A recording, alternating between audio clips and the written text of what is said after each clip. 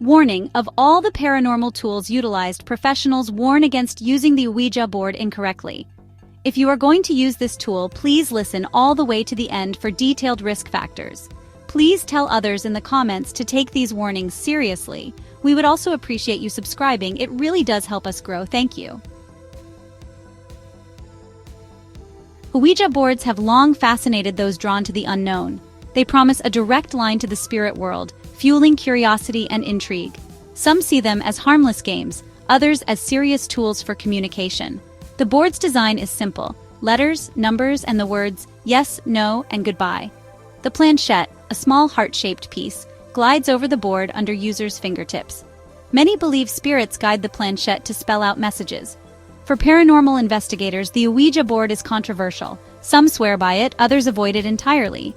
Its spooky reputation keeps it relevant in both pop culture and serious investigations. Whether you see it as a game or a gateway, the Ouija board's allure is undeniable. Understanding its use and risks is crucial before ever trying it. Respect and knowledge are key to any encounter with the unknown. The board's simplicity belies the complex emotions and debates it inspires. It's a tool that demands caution, not just curiosity. The mystery it represents is powerful and sometimes dangerous. Before you touch a Ouija board, know what you're getting into. The line between game and gateway is thinner than you think. In this video, we'll explore the Ouija board's history, use, and the controversies that surround it. Let's begin our journey into the world of the Ouija. Contrary to popular belief, the Ouija board isn't ancient. It first appeared in the late 1800s during a surge of interest in spiritualism. Seances and spirit communication were all the rage. Elijah Bond, Charles Kennard, and later William Fuld brought the board to market in 1890. It was sold as both a parlor game and a tool for contacting spirits. The name Ouija is mysterious. Some say it combines the French and German words for yes. Others claim the board named itself during an early session. These stories only add to its mystique. The Ouija board quickly became a sensation, tapping into people's desire to reach the afterlife. Its accessibility, no medium or ritual required, helped it spread rapidly. Anyone could try it, fueling its popularity and controversy. The board's origins are rooted in commerce, not ancient magic, yet its reputation as a bridge to the unknown persists. The Ouija's story is one of marketing, mystery, and the human longing for answers. Its legacy endures both as a game and a gateway. Paranormal investigators sometimes use Ouija boards to seek direct communication with spirits. The goal is to get clear, relevant answers to specific questions about hauntings or entities. The board is just one tool among many, but it's unique in its approach. Investigators look for intelligent responses, not random movements. Group dynamics matter. Multiple users may amplify the connection. Some believe the board focuses energy, making spirit contact easier, but not all investigators trust it. Many debate its validity. Skeptics point to the ideomotor effect, unconscious muscle movements guiding the planchette. Others fear the risk of attracting negative or deceptive entities. The Ouija board's use is always a topic of heated discussion in the field. Whether it's a genuine tool or a psychological trick, its impact is real. Every session is approached with caution and critical thinking. The board's reputation for danger is part of its enduring appeal. For some, it's a shortcut to answers. For others, a doorway best left closed. The debate continues, fueling both fascination and fear. In investigations, the Ouija board remains a controversial, powerful presence. Preparation is crucial before any Ouija session. Choose a quiet, distraction-free location to maintain focus. The atmosphere should be calm and respectful. Never treat it lightly. Cleanse the board physically and, if you wish, energetically with sage or similar methods. Ensure the planchette moves smoothly and the surface is stable. At least 2 participants are recommended. One asks questions, another records answers. Set clear expectations and intentions as a group before starting. Everyone must approach the session seriously, no jokes or taunting. Decide what you hope to achieve. Contact a specific spirit or just explore. A shared focus helps keep the session controlled and meaningful. Discuss boundaries and safety measures before touching the board. Respect for the process is non-negotiable. Preparation isn't just about logistics, it's about mindset. The right setup can make all the difference between a safe session and a risky one. Take these steps seriously. Your safety may depend on it. Once prepared, participants lightly place their fingertips on the planchette. The designated asker states the group's intention clearly and respectfully.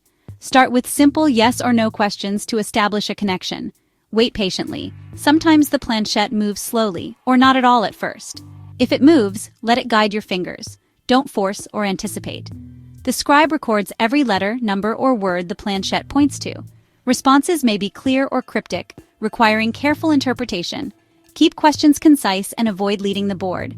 Allow time between questions for possible responses. Stay calm and observant. Note any unusual occurrences in the room. Respectful, focused energy is key throughout the session. Don't rush or pressure the process. Patience is essential. If things feel off or uncomfortable, be ready to end the session. Every detail matters in a proper investigation. The Ouija board demands your full attention and respect. A spiritual protection is essential before using a Ouija board. Many begin with a prayer or affirmation for safety. Visualize a protective white light surrounding everyone and the space. This mental shield helps keep out negative influences. Ground yourself.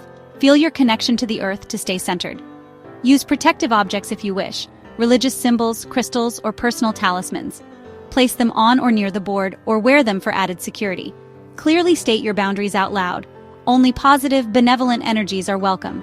Assert control over the session from the start. Never begin if you're scared, anxious, or emotionally vulnerable. Your mindset shapes the experience. Confidence and calm are vital. Protection rituals aren't superstition. They're about psychological safety too. Take these steps seriously to minimize risks. The right preparation can make all the difference. Always prioritize your well-being above curiosity.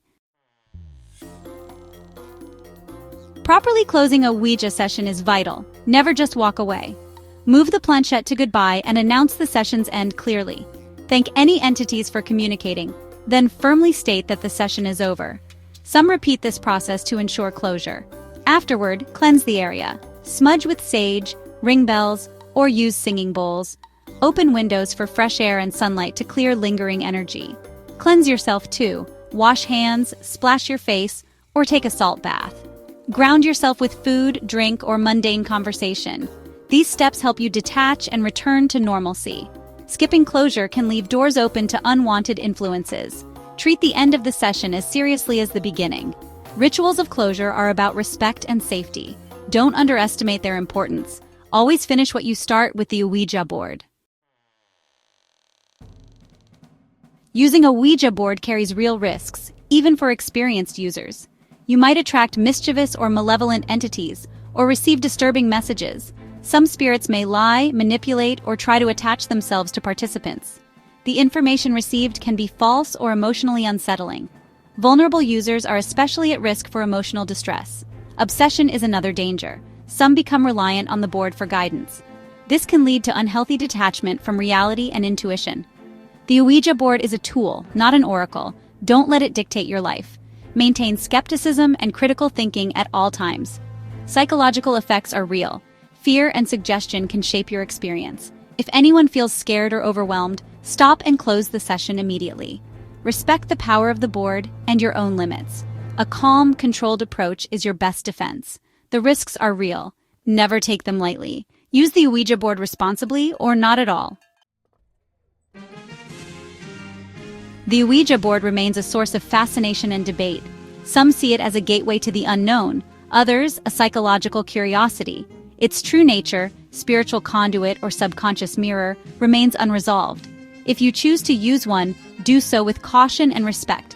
Knowledge and preparation are your best defenses. Never treat the Ouija board as a toy. Spiritual protection, grounding, and proper closure are essential. Your mindset shapes the outcome. Approach with sincerity, not bravado. The board is a tool, powerful and potentially dangerous. Used responsibly, it can be profound. Misused, it can be harmful.